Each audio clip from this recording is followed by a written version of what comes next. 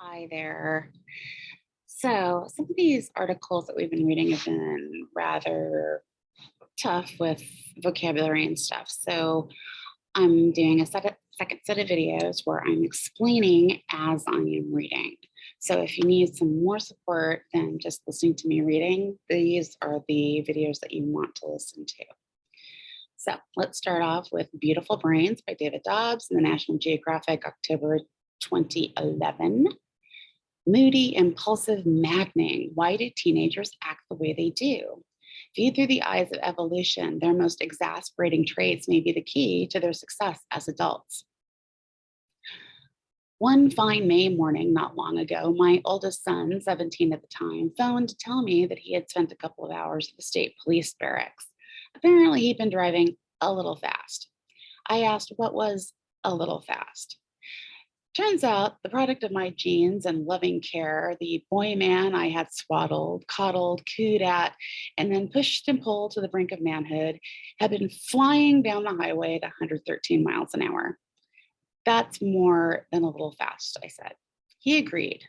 In fact, he sounded somber and contrite. In other words, he sounded like he was trying to be realizing he was wrong. He did not object when I told him that he'd have to pay the fines and probably for a lawyer. He did not argue when I pointed out that if anything happens at that speed, a dog in the road, a blown tire, a sneeze, he dies. He was, in fact, almost irritatingly reasonable. He even proffered that the cop did the right thing in stopping him, for, as he put it, we can't all go around doing 113. He did, however, object to one thing. He didn't like that one of the several citations he received was for reckless driving. Well, I have, sensing an opportunity to finally yell at him, what would you call it? It's just not accurate, he said calmly. Reckless sounds like you're not paying attention. But I was. I made a deliberate point of doing this on an empty stretch of dry interstate in broad daylight with good sight lines and no traffic. I mean, I wasn't just gunning the thing, I was driving. I guess that's what I want you to know. If it makes you feel better, it was what I was really focused. Actually, it did make me feel better. That bothered me, for I didn't understand why. Now I do. Okay. Paragraph 9. My son's high-speed adventure raised the question long asked by people who have pondered this class of humans we call teenagers. What on earth were they doing? Parents often phrase the question more colorfully. Scientists put it more coolly. They ask, how can we explain this behavior? But even that is just another way of wondering, what is wrong with these kids? Why do they act this way? The question passes judgment even as it inquires. In other words, it sounds like judgmental, even if we're just posing that question. Through the ages, most answers have cited dark forces that have uniquely affected the teen. Alondra Rivera, can you come to the office? Alondra Rivera, come to the office, please. Okay, so after that slight break. Through the ages, most answers have cited dark forces that uniquely affect the teen.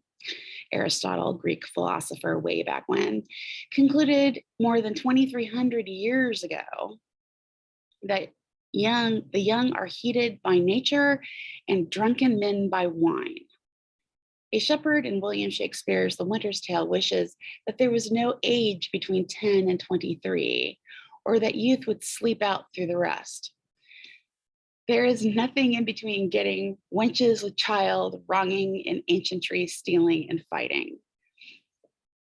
This is really good. So basically he's saying between the ages of 10 and 23, basically there is nothing positive about the human condition. But his lament colors what most modern scientific inquiries as well.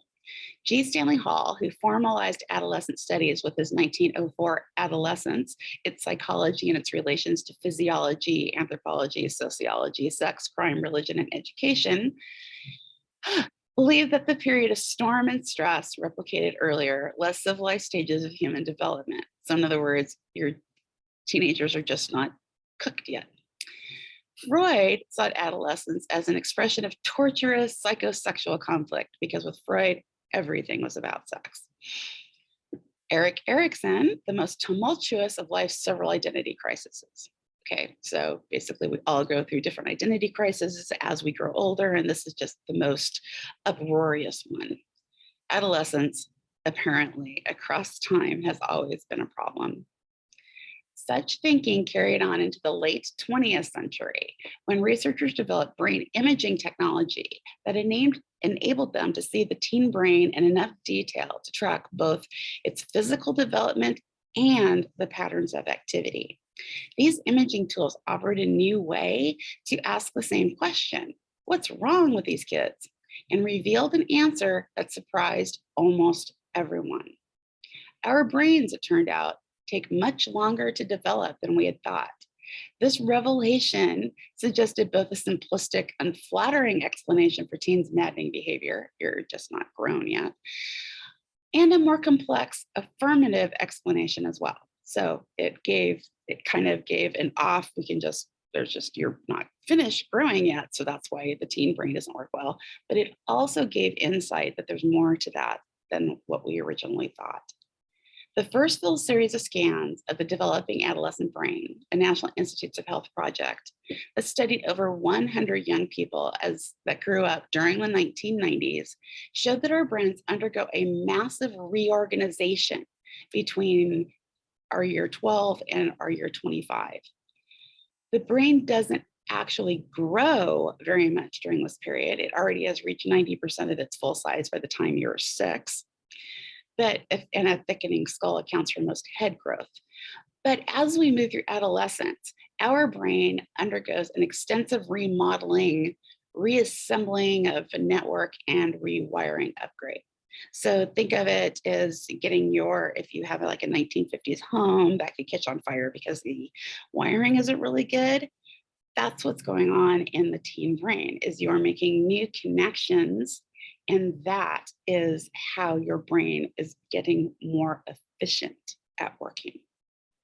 So for starters, the brain's axons, they are long nerve fibers that neurons use to send signals to other neurons, become gradually more insulated with a fatty substance called myelin.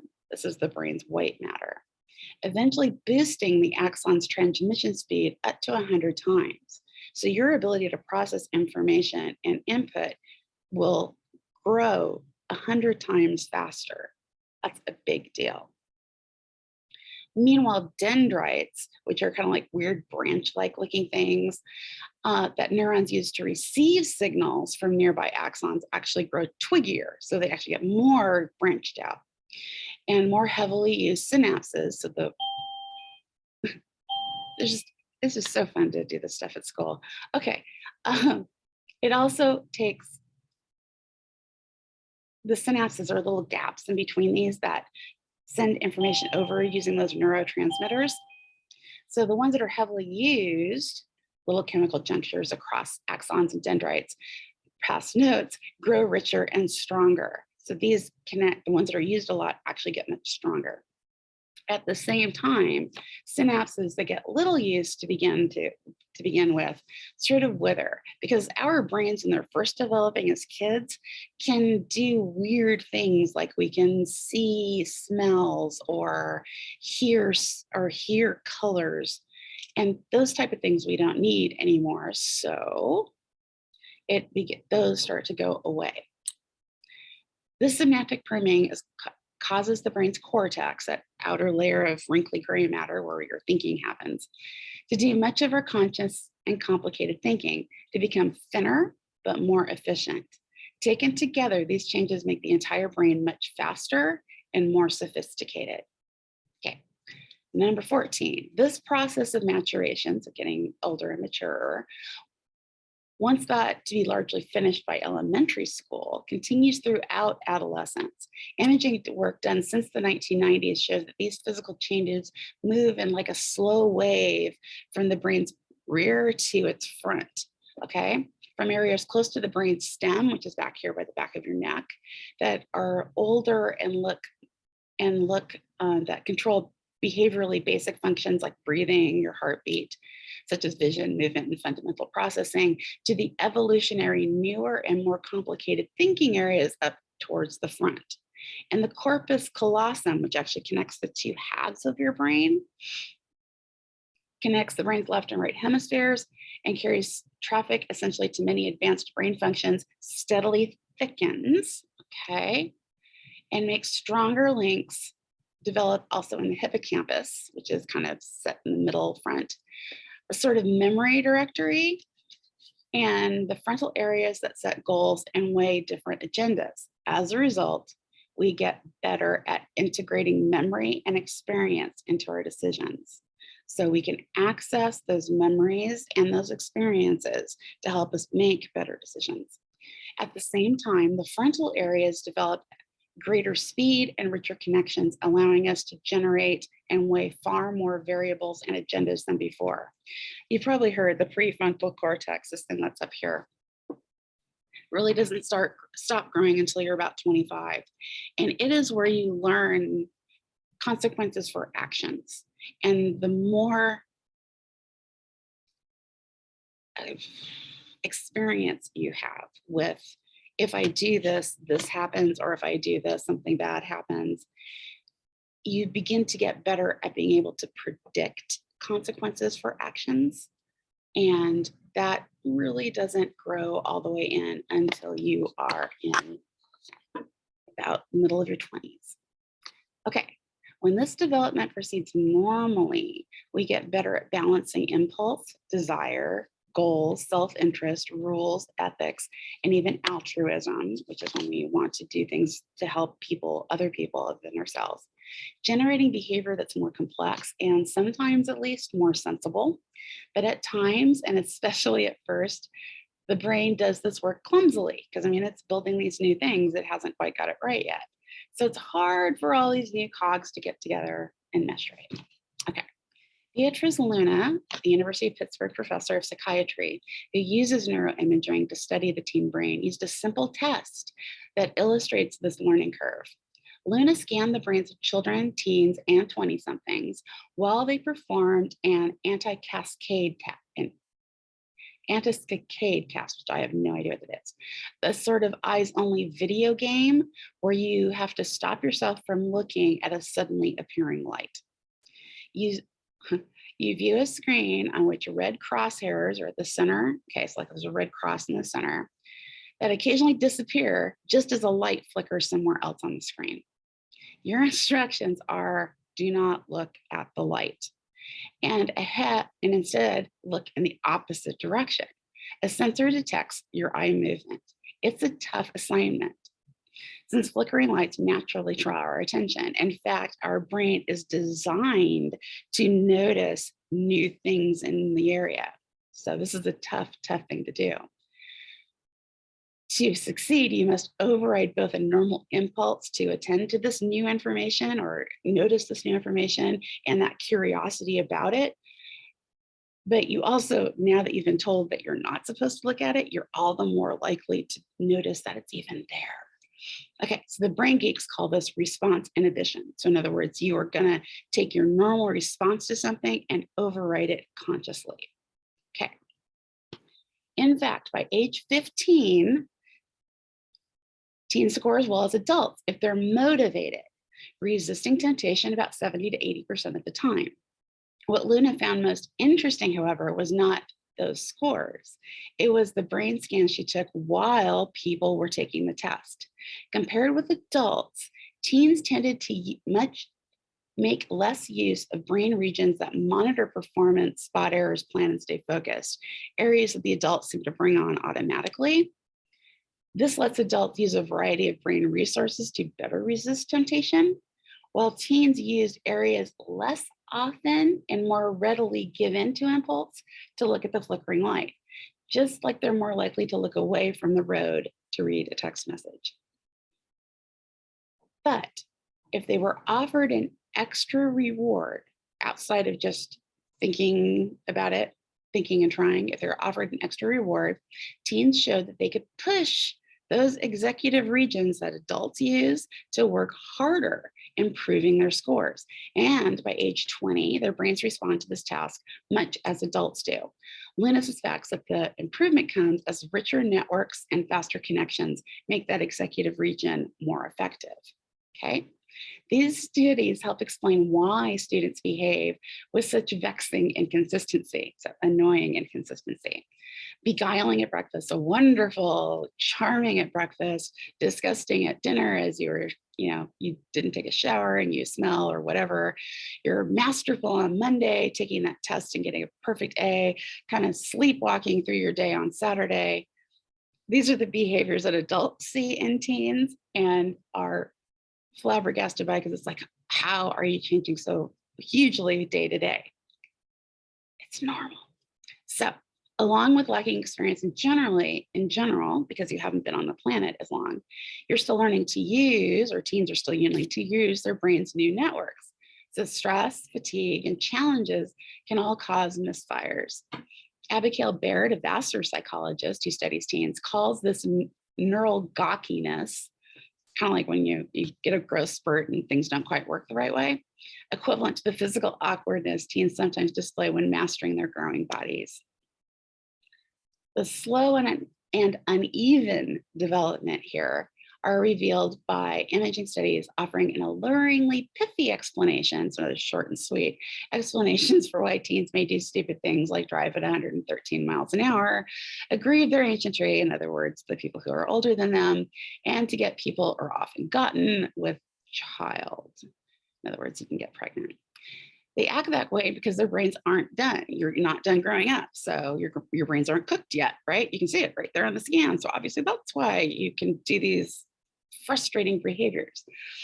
This view, as titles from explosions of scientific papers and popular articles about the teen brain put it, presents adolescents as just works in progress who have immature brains, and at least to some question whether their state is akin to sort of mental retardation of an adult. So you're just not cooked yet, so we can't expect you to even be able to do anything that an adult can do. Okay, obviously, the story you're reading right now, or the story I'm reading to you right now, tells a different scientific tale about the teen brain. Over the past 5 years or so, which is actually 15 because this article is 10 years old, even as the work in progress story spread out into the culture, the discipline of the adolescent brain studies learned to look for some more complex thinking. So the studies got more complex. The discipline of the adolescent brain studies turned to some more complex thinking of its own. A few researchers began to view recent brain and genetic findings in a brighter, more flattering light for the teen, one distinctly colored by evolutionary theory. The resulting account of the adolescent brain call for an adaptive adolescent story. In other words, these weird shifts have a reason in development and cast the teen as less than a rough draft as an adult who's oversensitive and really adaptable creature wired. And we're finding that they are an exquisitely sensitive, so in other words, just right sensitive, highly adaptable creature wired almost perfectly for the job of moving from the safety of home into a complicated new world. This view will likely sit better with teens, my audience here talking. More important, it sits better with the biology's most fundamental principle, that of natural selection. Remember, traits that are out there that, natural mutations happen in that trait. If it gives a group a advantage, it stays and gets passed down. If it doesn't, it gets removed. So if we were thinking that humans are, evolving, then this should have been taken out of our gene pool a while ago. So why is it still here? Okay, because natural selection says that it's actually a strong trait. Selection is hell on dysfunctional traits, right? They go away. So if adolescence is essentially a collection of them, angst, idiocy, haste, impulsiveness, selfishness, and reckless bumbling, then why have these traits survived the selection? They couldn't, even if they were the period's most fundamental and consequential features. So even if this was just how the brain developed, somehow these wild differences would have gone away through natural selection. Okay, so the answer is that those troublesome traits don't really characterize adolescence. They're just what we notice because they annoy us and or put children in danger, children being teens. As BJ Casey, a neuroscientist at Weill Cornell Medical College, who has spent nearly a decade applying brain and genetic studies to our understanding of adolescence, puts it, we're so used to seeing adolescence as a problem. But more we learn about it, what really makes the period unique, the more adolescence starts to seem like it's actually a functional period of time, even adaptive period. It's exactly what you need to be doing to learn the things you have to learn and do them. To see the past distracting dopey teenager and glimpse the adaptive adolescent within, we need to look not at specific, sometimes these startling or annoying behaviors such as skateboarding down stairways or dating fast company, but at the broader traits that underline those bad decisions. Let's start with the teen's love of the thrill. We all like new and exciting things. It's a biological imperative, but we never value them more than when we are adolescents. Here we hit a high in what behavioral scientists call sensation sinking, the hunt for that neural buzz. We just want to set our brains going, so that jolt or unusual or expected. So you are biologically programmed to look for these new, novel, exciting experiences to give you more sensation. Now, seeking this sensation isn't necessarily an impulse. So you don't necessarily have to do it, or you're driven to do it no matter what you feel like doing. You might plan a sensation-seeking experience like a skydive or a fast dive quite deliberately. You may, it's like, oh, this sounds really interesting, I'm going to do it. Not like you're just like, oh, wow, I'm on a plane. Oh, let's just jump out, see what's going to happen. Okay, so impulsivity generally drops throughout life, starts big as little kids and drops off, basically because we learn that walking into things half-cocked can leave us having really big issues to clean up afterwards. So starting at about age 10, it really starts to fall off. But this love of the thrill peaks around age 15. So there's 5 years where that's sort of tilting back and forth. Although sensation seeking can lead to dangerous behaviors, it can also lead to positive ones. The urge to meet more people and create a wider circle of friends. This generally actually makes us healthier, happier, safer, and more successful because we are beings that are social. The upside probably explains why an openness to the new, although it can sometimes kill the cat because curiosity kills the cat, remains a highlight of adolescent development. A love of novelty or new things leads directly to useful experience. And more broadly, the hunt for sensation provides the inspiration needed to get you out of the house, out of the bedroom, out of your safe place, and into a new area. As Jay Geed, pioneering researchers in the teen brain at brain development at NIH puts it. Also peaking during adolescence and perhaps aggrieving the ancestors more than most is risk-taking. We could risk more avidly as teenagers than at any other time. So in other words, risk is more interesting, more fascinating during adolescence than any other time. This shows reliability in the lab. When teens take more chances in controlled experiments involving everything from card games to simulated driving. And it shows in real life when the period from roughly 15 to 25 peaks in all sorts of risky adventures and unfortunately ugly outcomes. This age group dies of accidents of most every sort other than work accident at high rates. And most long-term drug or alcohol abuse actually starts during this period of time. Even people who later drink responsibly, so they don't get drunk and drive drunk later on in life, usually often drink too much as teens. Especially in cultures where teenage driving is common, this can take a gory toll. In the US, 1 in 3 teen deaths, that's 33% of all teen deaths from car crashes, and most involved alcohol. So are teens being stupid? That's the conventional explanation. They're not thinking, or they're a work in progress model, puny developing, should have wear a sign, puny developing brains here. Yet these explanations don't hold up as we look at imaging. As Lawrence Steinberg, a developmental psychologist specializing in adolescents at Temple University, points out, even 14 to 17-year-olds, the biggest risk takers out there, use the same basic cognitive strategies that adults do. So they should be thinking about these risk-taking behaviors the same as an adult would. And they usually reason their way through the problems just as well as adults. And contrary to what popular belief or what most people think, they also fully recognize that they are mortal. In other words, there's a huge thing, a huge field of thought out there that adolescents or teens did not believe that they could die. So that's why they were into all this risk-taking behaviors. But the news today showed that teens do understand that they could die. And like adults, teens actually overestimate risk. So they think it's actually going to be more risky than what it will be in actuality. So if teens think as well as adults do and recognize risk just as well as adults do, why do they take more chances? Here, as elsewhere, the problem lies less in what teens lack compared with adults than in what they have more of. Teens take more risks not because they don't understand the dangers, but because they weigh risk reward differently.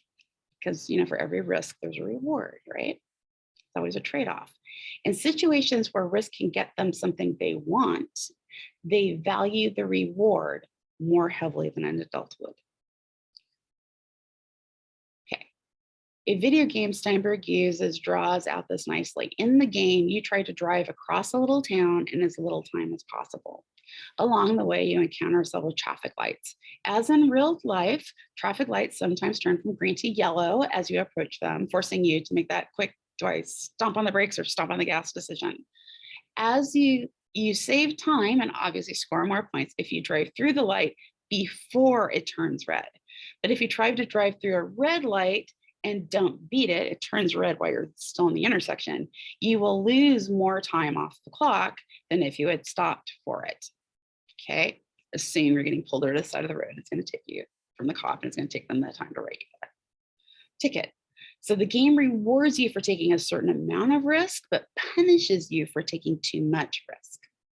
When teens drive the course alone, in other words, there's nobody else in the building, in what Steinberg calls the cool situation of an empty room, they take risks at about the same rate adults do.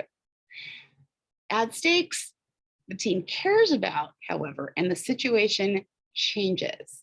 This is what Steinberg said, he adds friends. So when he brings in a teen's friends into the room to watch them play this video game, the teen will more likely take twice as many risks trying to gun it through the lights that he had stopped at before, or she had stopped at before.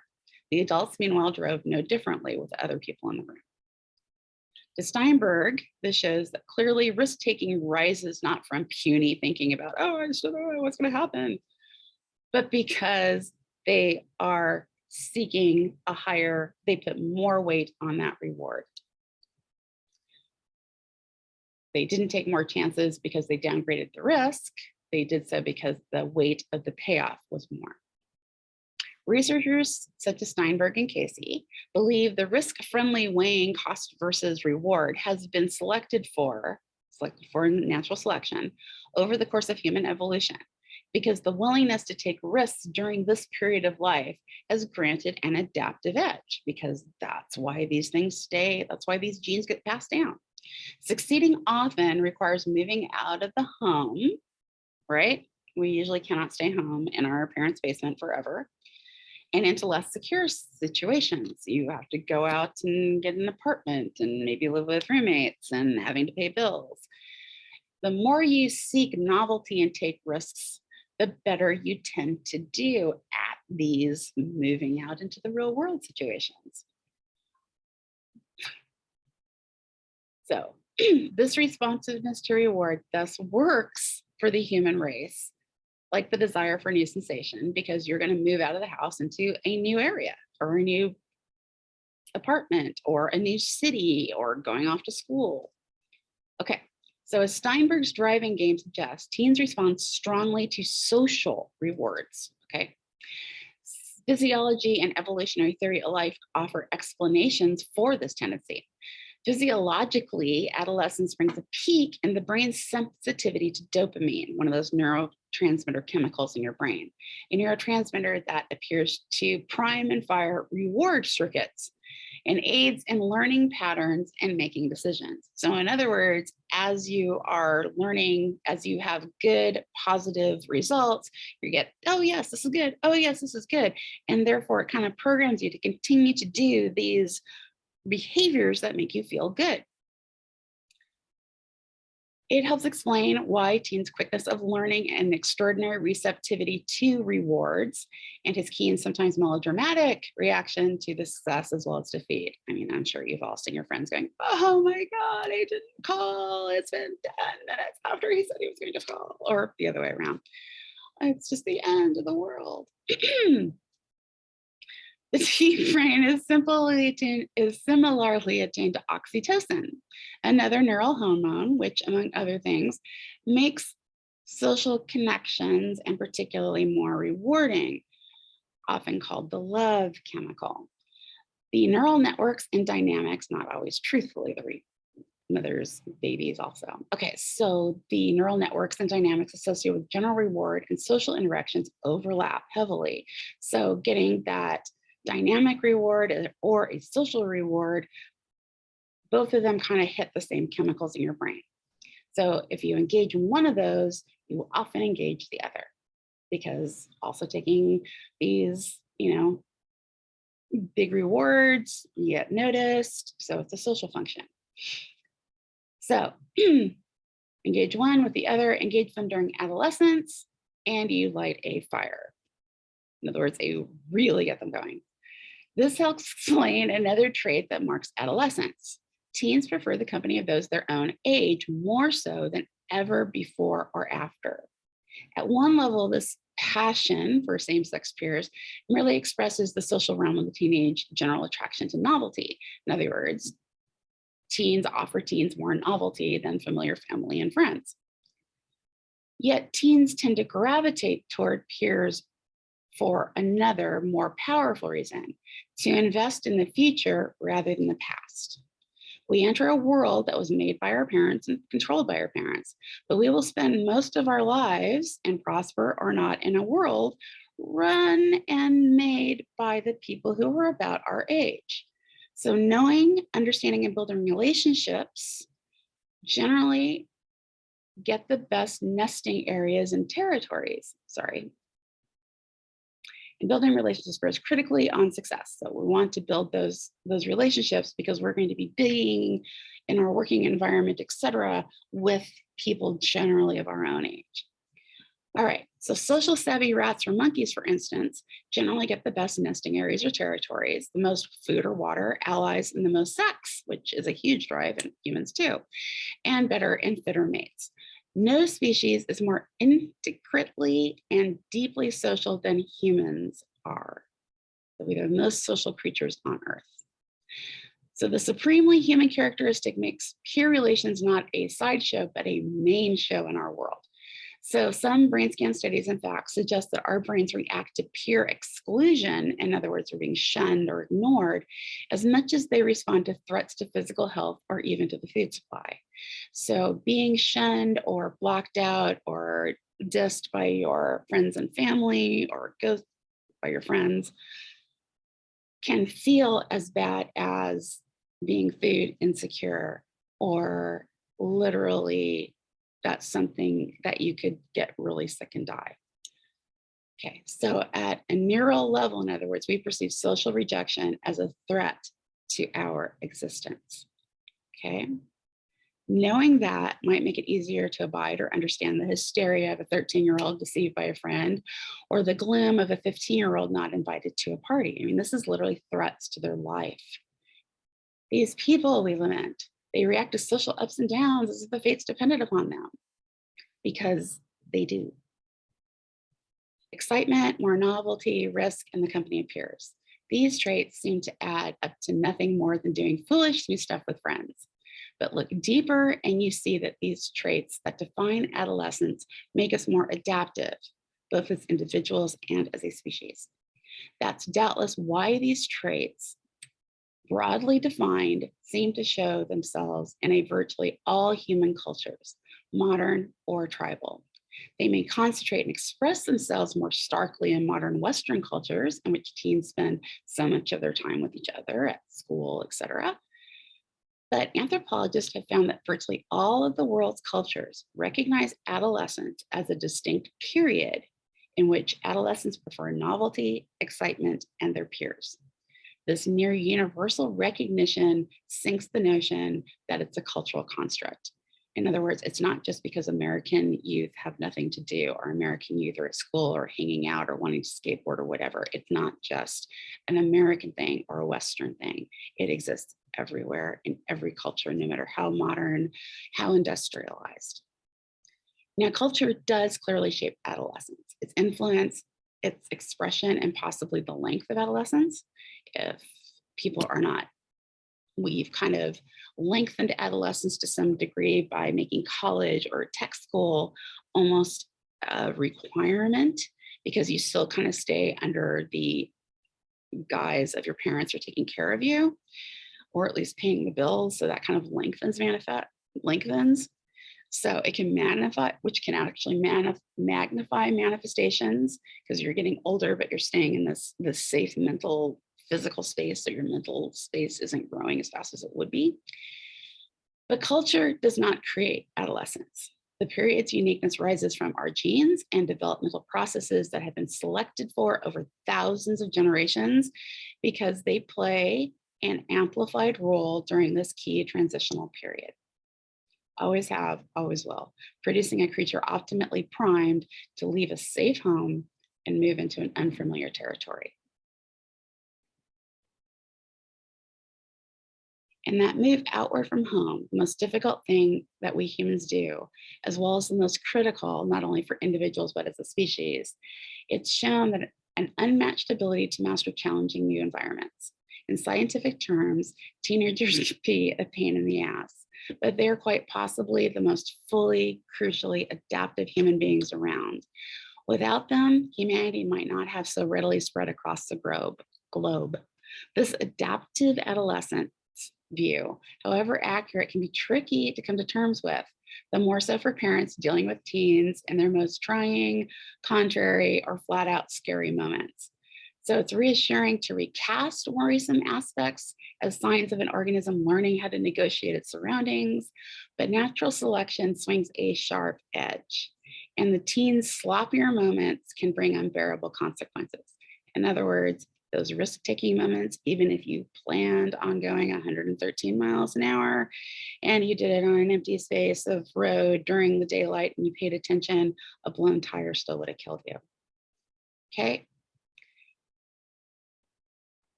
Swings that sharp and in teen sloppier moments can bring unbearable consequences. Sorry. You may not run the risk of being killed in ritualistic battles or being eaten by leopards, but drugs, drinking, driving, and crime can take a mighty toll on juveniles. Not that you're juvenile. My son lives and thrives, sans car, so without the car now, at college. Some of his high school friends, however, died during their driving experiments. Our children wield their adaptive plasticity, in other words, that brain growth thing, amid small but horrifying risks. I always say, as the older we get, the better we can screw up our lives by the decisions we make. We parents, of course, often stumble too as we try to walk that blurry line between helping and hindering our kids as they adapt adulthood. It's very hard to go from that caretaking role to kind of that culturally managing role to like a consultant role. The United States spends about $1 billion a year on programs to counsel adolescents on violence, gangs, suicide, sex, substance abuse, and other potential pitfalls. Few of these programs really work. Yet we can, and we do help. We can ward off some of the world's worst hazards and sort of nudge adolescents towards appropriate responses to the rest. Studies show that when parents engage and guide their teens with a light, steady hand, staying connected but allowing independence, their kids generally do much better in life. Adolescents want to learn primarily, but not entirely from their friends. At some level and at some times, even if it's the parent's job to spot when, the teen does recognize that the parent can offer certain kernels of wisdom, knowledge valued not because it comes from a parental authority, but becomes from the parent's own struggles to learn how the world works. The teen rightly perceives that she must understand not just her parents' world, but also the one she's entering. Yet, if allowed to, she can appreciate that her parents won't face the same problems and may remember a few things worth knowing. So just keep that in mind. And I will tell you that your parents will get a lot more intelligent in probably the next 6 years. By the time you're 25, your parents get a lot more, or at least you're getting a lot more willing to listen. Meanwhile, in times of doubt, take inspiration from the last distinction of the teen brain, a final key to both its clumsiness and its remarkable adaptability. This is the prolonged plasticity or stretchiness of the late developing frontal lobe area, that they slowly mature. As noted earlier, these areas are the last to lay down that fatty myelin insulation, the brain's white matter that speeds transition. And at first glance, this seems like bad news if we need these areas for complex tasks of entering the world, but they aren't running at full speed when the challenges they're facing are most daunting or most overwhelming. The answer is that speed comes at the price of flexibility. So while that myelin coating accelerates the axon's bandwidth, so to say, it also inhibits the youth of new branches. Okay. So according to Danahey-Feil, an NIH neuroscientist who has spent years studying myelin, this makes the period when the brain area lays down myelin a sort of a crucial period for learning. The wiring is getting upgraded, but once that's done, it's much harder to change.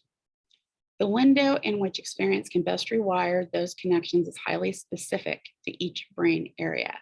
Thus, the brain's language centers acquire their insulation most heavily in the first 13 years, which makes children learning languages great, but the completed installation kind of consolidates these gains, but it makes further gains, such as learning second languages, a lot harder to do.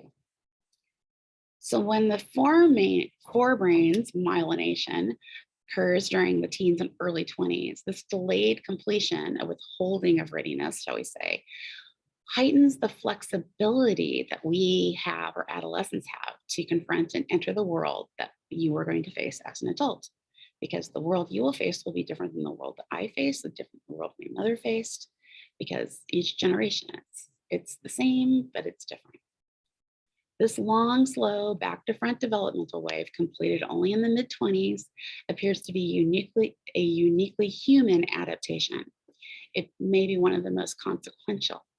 It may seem a bit crazy that we humans don't wise up a bit earlier in life, but if we smartened up sooner, we'd probably end up dumber.